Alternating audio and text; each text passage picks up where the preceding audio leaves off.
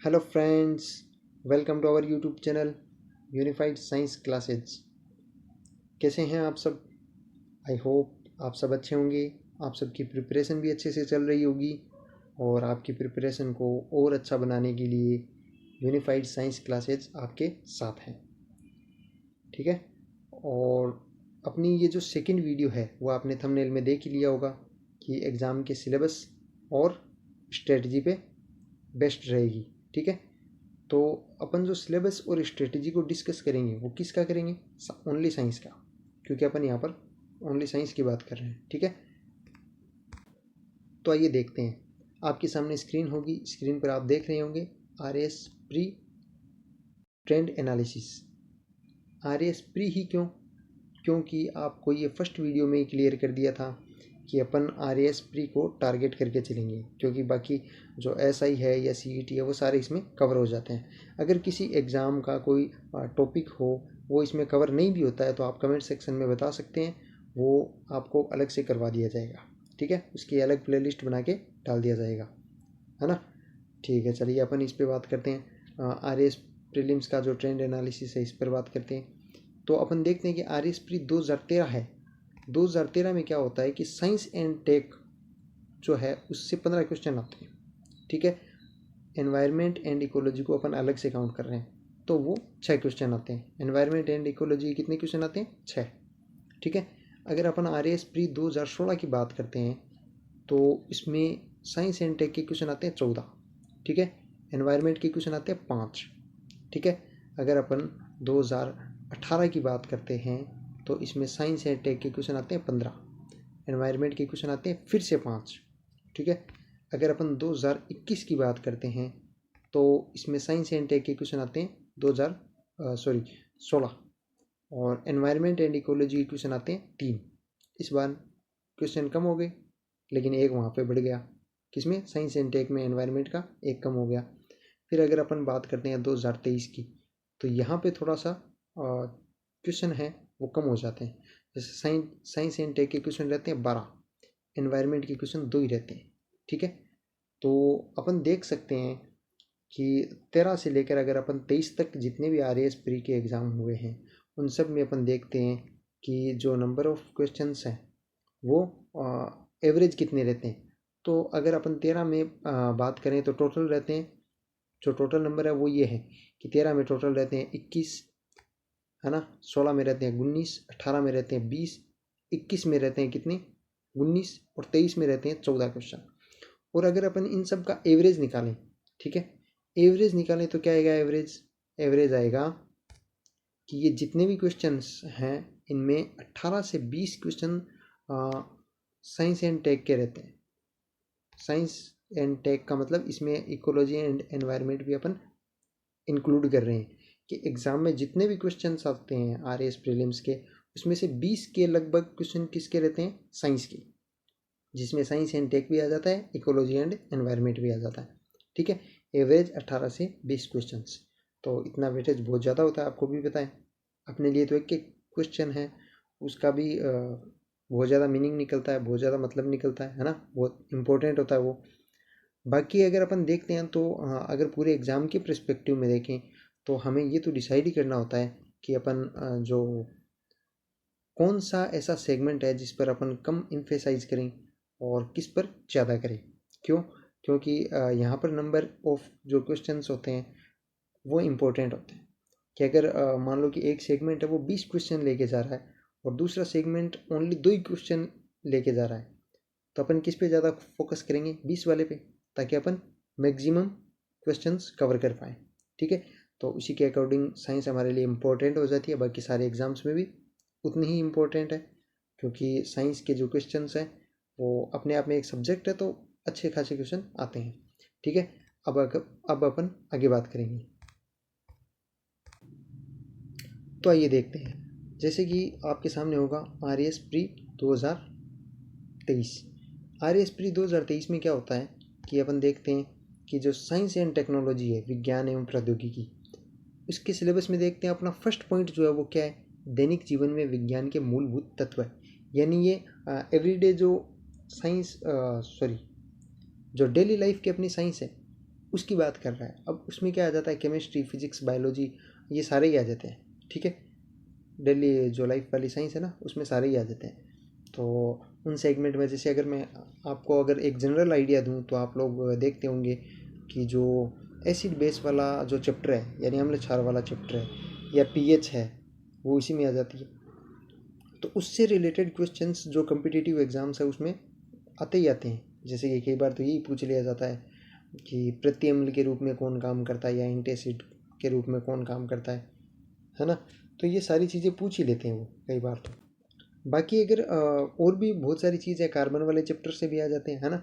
और जो अगर फिज़िक्स की बात करें, तो फिज़िक्स में जो लेंस एंड मिरर वाला चैप्टर है ना, जिसको अपन लाइट बोलते हैं, तो वहाँ से क्वेश्चंस आते हैं, है ना। इसके अलावा और इलेक्ट्रिसिटी वाले से आ जाते हैं। तो कुछ कुछ सेगमेंट है जहाँ से क्वेश्चंस की प्रोबेबिलिटी होती है वो ज़्यादा होती है, ठीक है। तो अपन उन सबको बात करेंगे। अब अगर अपन इसकी बात करते हैं, तो आपको पता ही है इसमें कौन कौन आ जाते हैं। केमिस्ट्री भी आ जाती है, और जैसे केमिस्ट्री आ गई, फिजिक्स आ गई, और बायो आ गई। ये तीनों चीज़ इसमें आ जाती है। किसमें? दैनिक जीवन में विज्ञान के मूलभूत तत्व है। अगर अपन इसके सेकंड पॉइंट की बात करते हैं, तो इसमें कंप्यूटर्स, सूचना एवं संचार प्रौद्योगिकी। अगर फर्स्ट पॉइंट की दैनिक जीवन वाले की बात करें, तो अपन क्या करेंगे, वो कंप्लीट करेंगे, केमिस्ट्री, फिजिक्स एंड बायोलॉजी, ठीक है। अगर कंप्यूटर, सूचना एवं संचार प्रौद्योगिकी की बात करें, तो ये भी अपन करेंगे। इसके अलावा डिफेंस टेक्नोलॉजी, रक्षा प्रौद्योगिकी, और स्पेस टेक्नोलॉजी, अंतरिक्ष प्रौद्योगिकी, इन सब पर भी बात करेंगे, ठीक है। अगर नैनो टेक्नोलॉजी है फोर्थ पॉइंट इसका, इस पर भी अपन बात करेंगे। बायोटेक्नोलॉजी पे भी बात करेंगे, और जिसमें जेनेटिक्स आ जाती है, इंजीनियरिंग, वो बायोटेक्नोलॉजी में इंक्लूड हो जाती है, ठीक है। इसके अलावा इसका फिफ्थ पॉइंट है, तो वो बायोलॉजी का पूरा आहार एवं पोषण, रक्त समूह है, आरएच फैक्टर, ठीक है। इन सब पर बात करेंगे। ये जो सेगमेंट है ना, आहार एवं पोषण, तो इसमें पोषण वाले से अच्छे खासे क्वेश्चन आते हैं, ब्लड वाले से अच्छे खासे क्वेश्चन आते हैं। आरएच फैक्टर तो इसी में आ जाता है, ब्लड वाले में, है ना। तो इन सब पे क्वेश्चन आते हैं। इसके अलावा स्वास्थ्य वाला आता है, तो इसमें जो रोग होते हैं, इन पर क्वेश्चंस ऑलमोस्ट एग्जाम में आपको देखने को मिल जाते हैं, ठीक है। इसके अलावा वो आ गया एनवायरनमेंट वाला पोर्शन, पर्यावरणीय एवं पारिस्थितिकी के परिवर्तन और इनके प्रभाव, यानी क्लाइमेट चेंज की बात कर रहा है। और आजकल बहुत ज़्यादा मुद्दा ये छाया हुआ भी है, क्लाइमेट चेंज वाला, तो इस पर भी क्वेश्चन आते हैं, ठीक है। और अगर अपन बात करते हैं कौन से सेगमेंट की, अगले अगले पॉइंट की, तो इसमें बायोडाइवर्सिटी यानी जैव विविधता आ जाती है। इसके अलावा प्राकृतिक संसाधनों का संरक्षण, है ना, और संधारणीय विकास, सस्टेनेबल डेवलपमेंट, तो एसडीजी गोल्स वगैरह, इन पे भी क्वेश्चन आते रहते हैं।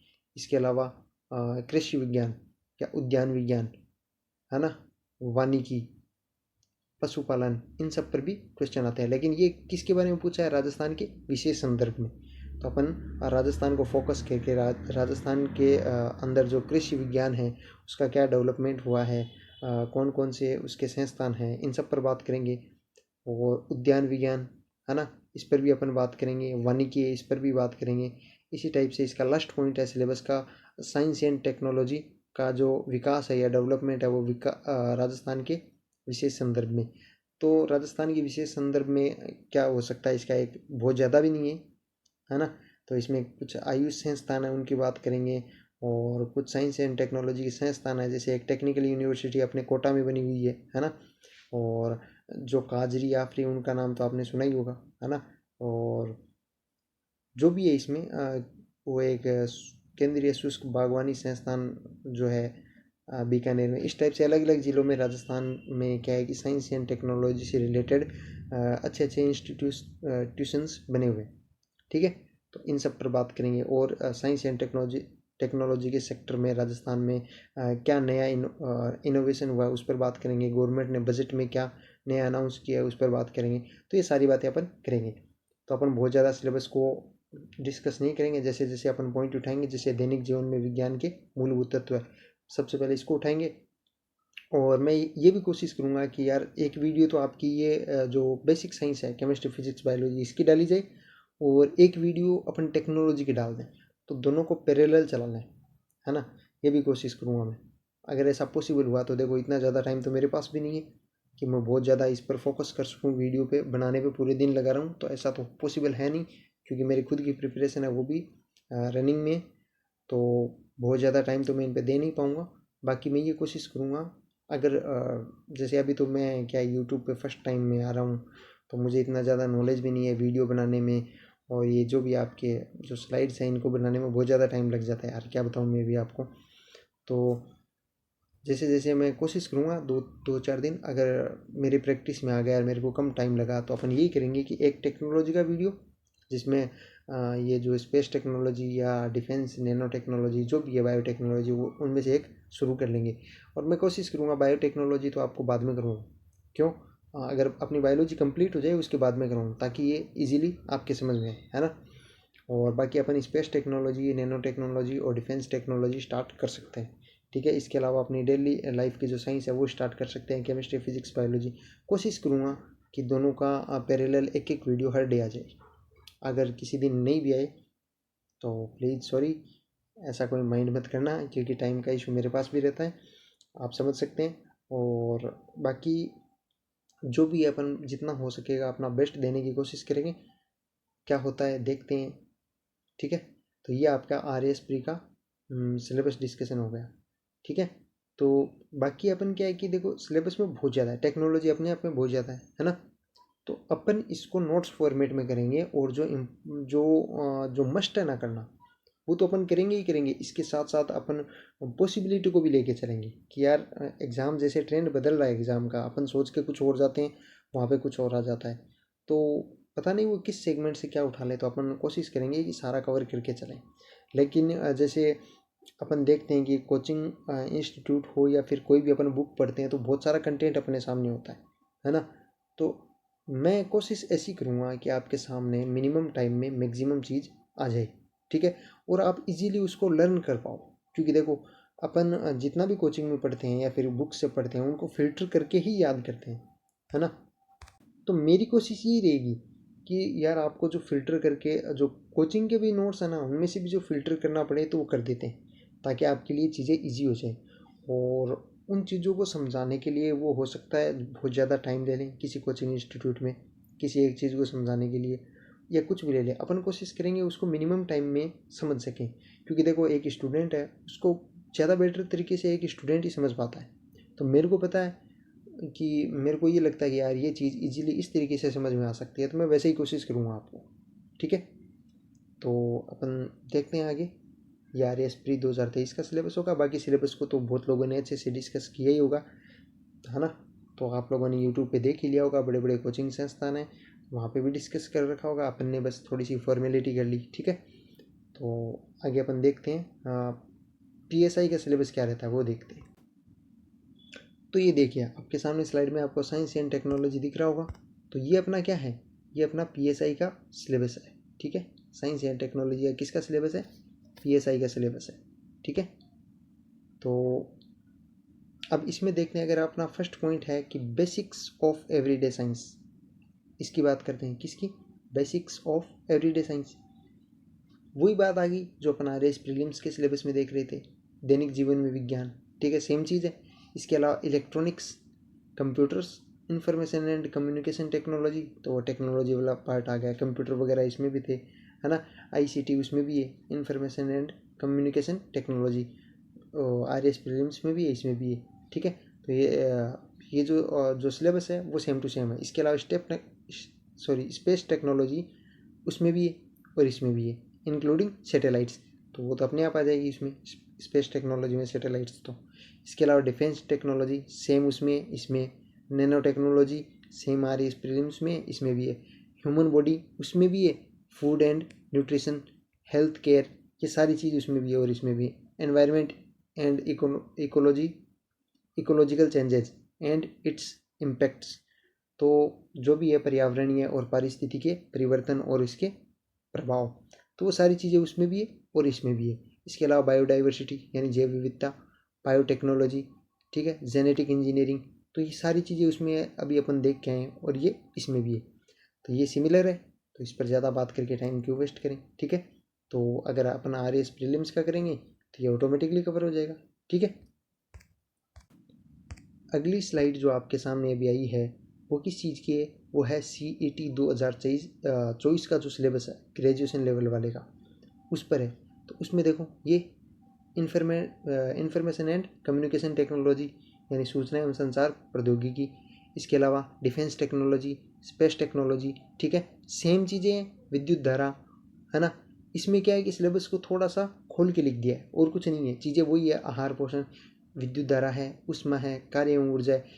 इन सेगमेंट्स को अपन इतने अच्छे से करेंगे, आप टेंशन मतलब कुछ चीज़ें जहाँ तक मेरे को विश्वास है कुछ भी आपके ये नहीं होगा कि आपके एग्ज़ाम में अपन नहीं पढ़ के जाएँ और एग्ज़ाम में आ जाए, ऐसा कुछ भी नहीं होगा और बहुत इजीली आप समझ जाओगे। मेरे को पता है ये जो फिजिक्स वाले चैप्टर्स हैं वो किसी किसी को क्या करते हैं कि टिपिकल लगते हैं, ऐसा कुछ नहीं है। जो साइंस बैकग्राउंड से उनको तो वैसे ही ईजिली समझ में आ जाते हैं चीज़ें, या पहले से आ रखी होंगी। और बाकी जो आर्ट्स बैकग्राउंड के हैं वो निश्चिंत रहें, टेंशन मत लें, आपको बहुत ईजी तरीके से करवा दिया जाएगा और आपको समझ में आ जाएगा, कम टाइम में करवा दिया जाएगा, ठीक है। इसके अलावा आहार एवं पोषण, रक्त समूह, आरज कारक, सेम चीज़ें हैं यार। देखो स्वास्थ्य देखभाल, जो रोग हैं, सेम पॉइंट उठा के रख दिया है। ये पर्यावरणीय एवं पारिस्थितिकी के परिवर्तन, इसके प्रभाव, जैव विविधता वाला पॉइंट, जंतु एवं पादपों का आर्थिक महत्व है उस, ये देखो ये कुछ चीज़ें क्या इन्होंने खोल के रख दी है अपने सामने, सिलेबस को थोड़ा ज़्यादा डिस्क्राइब कर दिया है। बाकी चीज़ वही है, सेम टू सेम। देखो कृषि विज्ञान, उद्यान विज्ञान और वही राजस्थान के विशेष संदर्भ में, विज्ञान एवं प्रौद्योगिकी विकास राजस्थान के विशेष संदर्भ में, भौतिक एवं रासायनिक परिवर्तन, है ना, ये आपको अलग दिख रहा होगा, ये केमिस्ट्री का टॉपिक है, ठीक है। इसके अलावा अम्ल क्षार, जिसकी मैंने बताया था आपको कि ये चीज़ें पूछते ही रहते हैं, जैसे ब्लीचिंग पाउडर हो गया, खाने का सोडा हो गया, है ना, और POP हो गया, साबुन अपमार्जक हो गया, इन सब पे क्वेश्चन आते ही रहते हैं एग्जाम में। आपको ये मैं जहाँ तक जानता हूँ कि अम्ल क्षार वाले चैप्टर से तो एक क्वेश्चन पक्का ही मिलता है आपको, मिलने को 2 भी मिल सकते हैं, 3 भी मिल सकते हैं, लेकिन एक तो आपको कन्फर्म देखने को मिलता है और वो यहीं से आसपास ही होता है, pH से रिलेटेड होता है, या फिर वही क्या है कि अपन डेली लाइफ में क्या यूज में लेते हैं। जैसे अपने एसिडिटी हो जाती है तो अपन क्या लेते हैं, इनो लेते हैं, है ना, या फिर ऐसा साल्ट जो क्या हो, बेसिक हो, क्षारीय हो, और वो एसिड को क्या कर दे, न्यूट्रल कर दे, उदासीन कर दे, ठीक है। ऐसा क्या होता है, इनो में होता है ऐसा साल्ट। इसके अलावा क्या ले सकते हैं अपन, खाने का सोडा ले सकते हैं, है ना, और क्या ले सकते हैं, मिल्क ऑफ मैग्नीशिया, वो भी होता है। तो ये चीज़ें होती हैं। तो ये चीज़ें क्या करती हैं कि जो अपना एसिड होता है उसको न्यूट्रल कर देते हैं। तो ऐसी चीज़ें वो पूछते रहते हैं जो अपनी डेली लाइफ में काम में आती है, ठीक है। pH होता है तो वो जैसे एसिडिक रेन होती है, अम्लीय वर्षा होती है, उसका जैसे अभी ताजमहल पर भी प्रभाव हो रहा है, ताजमहल का जो संगमरमर है उस पर नेगेटिव इम्पैक्ट हो रहा है। तो ऐसी चीज़ें वो पूछते रहते हैं, है ना। खाने का सोडा होता है, उसका क्या यूज होता है और किन किन चीज़ों में काम में लेते हैं। POP होता है, उसका क्या क्या यूज़ होता है, किन किन चीज़ों में में लेते हैं, ठीक है। कुछ भी पूछ सकते हैं इनमें से, इनका फॉर्मूला वगैरह, लेकिन इतना ज़्यादा मैटर कुछ नहीं है, आप टेंशन मतलब एकदम ईजीली हो जाएगा, ठीक है। तो यह आपका हो गया CET 2024 ग्रेजुएशन लेवल वाला। इसके अलावा अपन अगर आगे जाकर बात, तो अभी आपके सामने CET 10+2, कौन सा, CET 10+2 वाला एग्ज़ाम है। इसकी अगर अपन बात करते हैं तो यार इसमें आप सेम चीज़ें देखोगे, भौतिक रासायनिक परिवर्तन ग्रेजुएशन लेवल में भी था। अब इसमें ये खोल के अलग से लिख दिया धातु, अधातु एवं इनके प्रमुख यौगिक। तो जिन जिन टॉपिक्स को इन्होंने खोल के रखा है, डिस्क्राइब किया है, उन टॉपिक्स को अपन थोड़ा अच्छे से देखेंगे, ठीक है। क्यों देखेंगे अच्छे से, क्योंकि इन्होंने इसको ओपन करके रख दिया अपने सामने, सिलेबस को अच्छे से डिस्क्राइब कर दिया और एक अलग पॉइंट बना दिया, इसलिए क्वेश्चंस आने की पॉसिबिलिटी ज़्यादा रहती है, ठीक है। इसके अलावा कार्बन वाला चैप्टर तो हमेशा इंपॉर्टेंट होता है, ठीक है।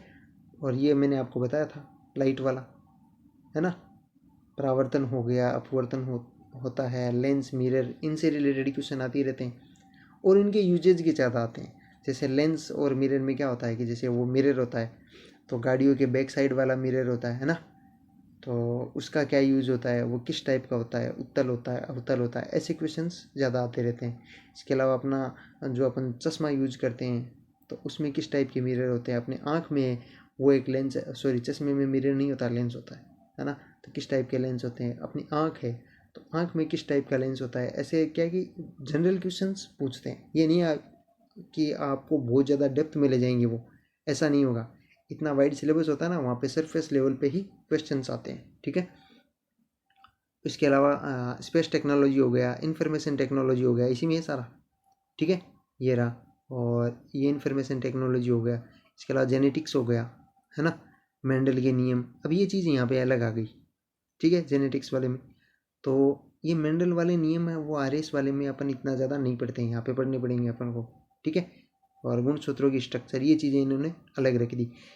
10+2 वाले सिलेबस को इन्होंने, देखो अगर आप ढंग से देखोगे, मनुष्य में लिंग निर्धारण, न्यूक्लिक एसिड, ठीक है, अगर आप ढंग से देखते हो तो पता है ये किस टाइप से बनाया गया है ये सिलेबस। इसके जितने भी पॉइंट्स हैं तो देखो मैं आपको बताता हूँ। जैसे भौतिक रासायनिक परिवर्तन है 10th क्लास में, ठीक है, सीधा चैप्टर है। 8th में और 10th में धातु है धातु वाला। कार्बन वाला 10th क्लास में चैप्टर है एनसीईआरटी में, ठीक है, ये पूरा 10th का है, ठीक है, ये सारे 10th के चैप्टर है। इसके अलावा स्पेस टेक्नोलॉजी, और ये मतलब आपका जो स्कूल वाला सिलेबस है ना, उसको डाला इसमें। क्यों डाला? एक तो एग्ज़ाम ही क्या है, सीईटी का 10+2 लेवल का है, तो यानी वो ये पहले से समझ के चल रहे हैं कि आप लोगों ने 10वीं में और 12वीं में साइंस अच्छे से पढ़ी होगी, और 12वीं को छोड़ो, आप लोगों ने 10वीं तक पढ़ी होगी, क्योंकि ये कॉमन एग्ज़ाम है और साइंस आर्ट्स सब के लिए। तो अगर आर्ट्स वाले हैं तो वो 12th में कहाँ से पढ़ेंगे साइंस, है ना। तो 10वीं तक ये सारी चीज़ें आपको साइंस की बुक में मिल जाएंगी, ठीक है, 9वीं 10वीं इन बुक्स में मिल जाएगी। तो ये जो सारे चैप्टर्स हैं ना, पारिस्थितिकी वाले और ये सब है 10th क्लास में, ठीक है। तो आपको ये सारे चैप्टर मिल जाएंगे, ब्लड वाले और जो भी है ना, 9th और 10th क्लास में सारे चैप्टर मिल जाएंगे। तो इन्होंने सिलेबस को इसी टाइप से डिज़ाइन किया है 10+2 में, कि आपका 10th वाला जो सिलेबस है ना, उसको कॉपी करके ऑलमोस्ट यहाँ डाल दिया। इसके अलावा कुछ 9th वाले होंगे, कुछ 8th वाले होंगे, ठीक है। तो ये हो गया यार आपका सिलेबस पूरा कंप्लीट, ठीक है। अपन ने सिलेबस डिस्कस कंप्लीट कर लिया। अब अपन अगर बात करें कि अपन क्या करेंगे, कैसे करेंगे, तो अपन देखेंगे कि जो अपन आरएस प्रीलिम्स है उसको टारगेट करेंगे, ठीक है। उसमें से एक पोर्शन अपना जो डेली लाइफ की जो साइंस है उस पर चलेगा, जिसमें केमिस्ट्री, फिजिक्स, बायोलॉजी तीनों सेगमेंट को अपन उठा लेंगे। और मैंने कहा था आपको, स्टार्टिंग में बताया था कि एक में तो इसमें अपन क्या करेंगे, 2 सेगमेंट बनाएंगे इसके। कितने? 2 सेगमेंट। किसके? क्लासेज के। 2 सेगमेंट कैसे? कि जो अपनी साइंस है, ठीक है, क्या है, साइंस है, इसमें एक अपन, देखो मेरे को इतना ज़्यादा लिखना नहीं आता यार, तो आप लिखना आता है मतलब इसमें नहीं आता है, पहली बार ये काम में ले रहा हूँ। तो साइंस के 2 सेगमेंट बनाएंगे। एक तो ये क्या बोलते हैं इसको, जनरल साइंस होगी, ठीक है, जनरल साइंस होगी, ठीक है, और एक होगी टेक। ये 2 सेगमेंट बनाएंगे आप, ठीक है, जनरल साइंस और टेक। तो कोशिश ये करेंगे कि यार एक वीडियो आपको डेली जनरल साइंस की मिल जाए, एक मिल जाए टेक की मिल जाए, ठीक है। वो डिपेंड करता है, मैं ऐसा कोई प्रॉमिस नहीं करूँगा, डिपेंड करता है किस पे, टाइम पे। किस पे डिपेंड करता है? टाइम पे। अगर टाइम मेरे पास बचता है अच्छा खासा, तो मैं ये वीडियो एक एक करके डालूँगा, ठीक है। अगर आपको एक दिन में वीडियो मिलेगी तो जनरल साइंस की भी मिलेगी और टेक की भी मिलेगी, और टाइम कम होगा तो कोई एक ही चलेगी। बाकी मेरी तो देखो इच्छा तो यही है कि मैं दोनों वीडियो एक एक डालूँ, बाकी सिचुएशन पे डिपेंड करता है। वैसे भी मेरे को ये चलाना नहीं आता यार, ये जो यूट्यूब पे वीडियो अपलोड करते हैं, मेरे को बहुत टाइम लगता है। मैंने यूट्यूब से ही देख देख के सीखा है ना। तो यार ये कभी किया ही नहीं, मैंने ऑफलाइन ही पढ़ाया है, कभी ऑनलाइन आने का सोचा भी नहीं है। इसलिए नहीं सोचा कि कभी यार ज़रूरत महसूस नहीं हुई, अभी ज़रूरत महसूस हो गई है, क्योंकि ऑफलाइन में हर जगह जाना पॉसिबल नहीं होता है, टाइम भी ज़्यादा लगता है। और इसमें तो मेरे को ये लग रहा है कि यार और ज़्यादा टाइम लग रहा है, और ज़्यादा एफर्ट्स लग रही हैं। पता नहीं क्या है, हो सकता है स्टार्टिंग में लग रहा हो, बाद में हो सकता है थोड़ा इजी हो जाए, है ना, 2 4 5 10 दिन बाद में। तो इतने दिन तो मैं ट्राई करूँगा। अगर इजी हो जाएगा तो अपन एक एक वीडियो, एक इसकी ले लेंगे और एक इसकी ले लेंगे, दोनों की एक एक वीडियो डाल देंगे, ठीक है। तो अभी मैं आप लोगों से और क्या बातें करूँ। हाँ, अभी एक बात मेरे ध्यान में आ रही है, आप लोग सोच रहे होंगे कि कैसे, किस टाइप से, क्या होगा। तो यार देखो, एक तो अपने आती है NCERT, ठीक है, एक आती है अपनी RBSE, ठीक है। अभी देखो जैसे आजकल है ना वो ट्रेंड चल रहा है कि एग्ज़ाम का पैटर्न चेंज हो रहा है, क्वेश्चन चेंज आ रहे हैं। तो मैं आपको बता रहा हूँ चेंज कुछ नहीं हो रहा है। वो क्या कर रहे हैं कि एनसीईआरटी से क्वेश्चन उठा रहे हैं, आरबीएसई से उठा रहे हैं, ठीक है। और दूसरी चीज़ अपने पास इनसे अलग एक चीज़ होती है, वो क्या होती है, इनसे अलग चीज़ जो होती है वो क्या होती है अपने पास, कि अपने पास होते हैं कोचिंग के नोट्स। क्या होते हैं, कोचिंग के नोट्स। कोचिंग वाले सब कुछ फिल्टर करके बताते हैं, ठीक है। अगर अपने को ये पढ़ना हो एनसीईआरटी और आरबीएसई, क्या पढ़ना हो, एनसीईआरटी और आरबीएसई, तो इसमें क्या होता है यार, टाइम ज़्यादा लगता है, ठीक है, सीधी सी बात है, टाइम ज़्यादा लगता है। और अगर अगर अपने को नोट्स पढ़ने हो तो अपने को ज़रूरत पड़ती है कोचिंग की, है ना। नोट्स पढ़ने हो तो कोचिंग की ज़रूरत पड़ती है, एनसीईआरटी और आरबीएसई पढ़नी हो तो इसमें लगता है टाइम ज़्यादा, क्योंकि इनमें आपको पता है कि बहुत ज़्यादा कंटेंट होता है और अंडरस्टैंडिंग के लिए बड़े बड़े पैराग्राफ बना के रखे होते हैं, तो उनको पढ़ते हैं, ठीक है। समझाने वाला अगर टीचर हो तो इजीली समझ में आ जाता है, और टीचर नहीं हो तो वो पैराग्राफ अपन क्या करेंगे, खुद पढ़ेंगे, और खुद पढ़ेंगे तो अपने को लगेगा टाइम। और सबसे बड़ी बात यार आजकल एग्ज़ाम में टाइम की ही कमी होती है। जैसे अभी आरएस प्रीलिम्स है, वो कब है, 2 फेब को है, 2 फेब 2025 का आरएस प्रीलिम्स का एग्ज़ाम है, ठीक है। तो इस एग्ज़ाम के लिए अगर आप देखते हैं तो आपके पास एवरेज 5 मंथ्स रहते हैं। 5 मंथ्स में अगर आप एनसीईआरटी और आरबीएसई पढ़ने जाओगे तो आपको लगेगा यार टाइम, हो सकता है किसी की स्पीड अच्छी हो, कोई साइंस बैकग्राउंड से हो, लेकिन सबके लिए पॉसिबल नहीं होता है ना। और अगर साइंस और ये जो सॉरी आरबीएसई और एनसीईआरटी के अलग से कहीं पे क्लासेस चल भी रही हैं तो उनको आप देखोगे तो वो स्कूल टाइप से पढ़ाई जाती है। तो मैंने इसमें क्या किया है, मैंने इसमें ये सोचा है कि आपको देखो सब यही कहते हैं हम आरबीएसई एनसीईआरटी इंक्लूड करते हैं ना, तो आपको जब मैं पढ़ाऊँगा तब आपको सच में दिखेगा कि यहाँ पर आरबीएसई और एनसीईआरटी इंक्लूडेड है।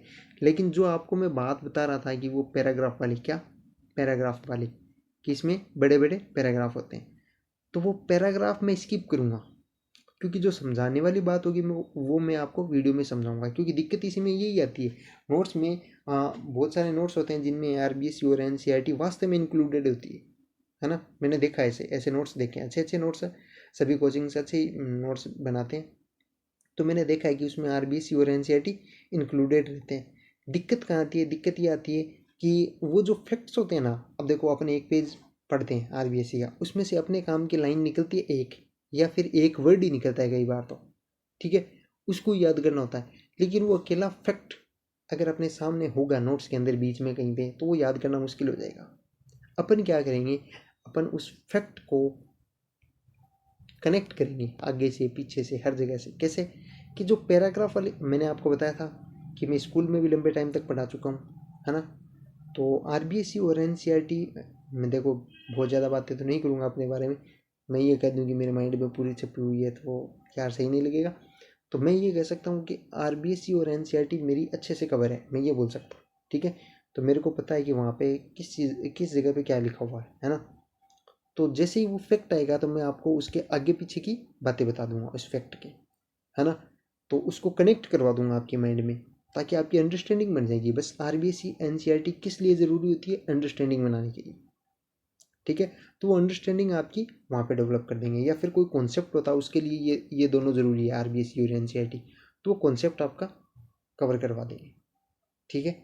वैसे आपको फील नहीं होगा कि आपने आरबीएसई और एनसीईआरटी नहीं पढ़ी है, और फिर भी आप कहोगे कि नहीं हमें तो अलग से आरबीएसई और एनसीईआरटी चाहिए, तो वो यार मेरे लिए और ज़्यादा इजी हो जाता है ना। अगर आपकी डिमांड ये होगी ना कि हमें नहीं मतलब है आप जो क्लासेज करवा रहे हो उनसे, हमें ओनली आरबीएसई और एनसीईआरटी ही चाहिए, तो वो तो मेरे लिए और ज़्यादा ईजी है, ठीक है। मेरे को क्या है कि वो डिस्क्राइब करवानी है, सिर्फ नोट्स हैं, वो डिस्क्राइब करवा दूंगा। मेरे खुद के बनाए हुए आरबीएसई और एनसीईआरटी के नोट्स हैं जो मैंने क्लास में बच्चों को लिखवाई थी, ठीक है।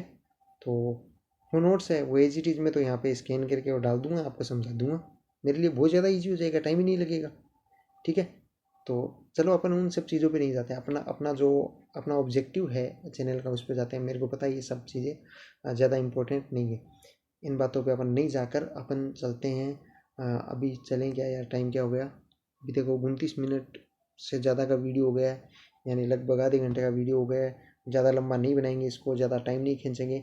और कोशिश करते हैं कि कल से अपन वो अपने सिलेबस के अकॉर्डिंग जो वीडियो है वो डालना शुरू करते हैं। मैंने कोशिश तो आज भी की थी कि आज केमिस्ट्री का एक वीडियो तो डाल ही दूँ, लेकिन फिर पॉसिबल नहीं हो पाया।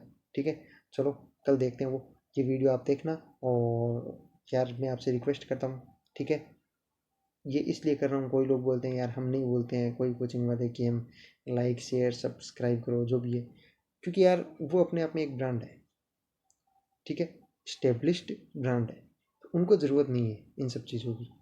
उनके पास फाइनेंशियल सोर्सेज बड़े बड़े हैं, ज़्यादा है, ठीक है, मेरे पास ज़ीरो है अब के टाइम में, है ना।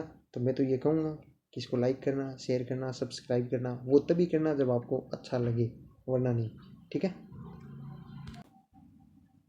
तो यार अब इसको मैं यही बोलूँगा, प्लीज़ रिक्वेस्ट है मैक्सिमम लोगों तक पहुँचाना, मैक्सिमम शेयर करना, और लाइक तो वैसे भी आप लोग करते तो हो नहीं जल्दी से किसी को, फिर भी अच्छा लगे तो करना। ओके, अभी इस वीडियो को ज़्यादा लंबा हो जाएगा यार, फिर करते हैं एंड। और वीडियो को एंड करने के साथ ही अपन ये भी बता देते हैं कि अपन मिलेंगे कल, फिर वीडियो डालेंगे। और यार फिर से बोलूँगा एक बार, आप सोचोगे क्या बोल रहा हूँ मैं, फिर से बोलूँगा प्लीज़ मैक्सिमम लोगों तक पहुँचाना। क्लासेज इम्प्रेसिव होगी, आप खुद देखना, देखने के बाद आप, मैं आप लोगों को मेरे को इतना विश्वास है कि आप इस ये जो क्लासेज है ना इस यूट्यूब चैनल पे हमारी, इन क्लासेज को बाकी लोगों से बहुत ज़्यादा अलग पाओगे, ये कंफर्म है, ठीक है। और बाकी आप देखने के बाद ही डिसाइड करना। ओके, अब ज़्यादा बातें नहीं करेंगे, वीडियो बहुत ज़्यादा लंबा नहीं बनाएंगे। Thank you very much. जय हिंद, जय भारत, धन्यवाद।